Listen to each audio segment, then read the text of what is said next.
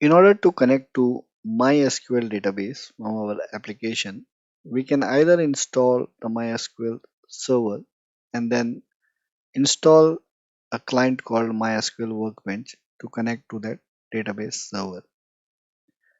Instead of doing that, we go via a different route where we install this software called XAMPP, which is X for Windows, Apache, MySQL, and PHP.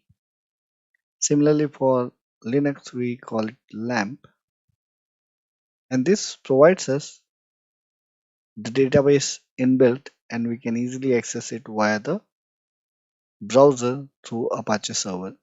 So on Google, type XAMPP download, click on the first link, go ahead and download this and install it in your computer by just following the installation process.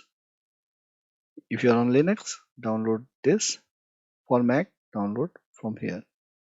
Once you have downloaded and installed it, it's a very straightforward process to install it. After installation, on your search window, if you search for XAMPP, you will see a window. Click on that and it will open the control panel. From the control panel, we will start Apache and MySQL and then access the application on localhost slash php myadmin. From there on, we will be able to see the all the database available in this database server, and we can create new databases as per our need. So go ahead and install XAMPP. Thank you.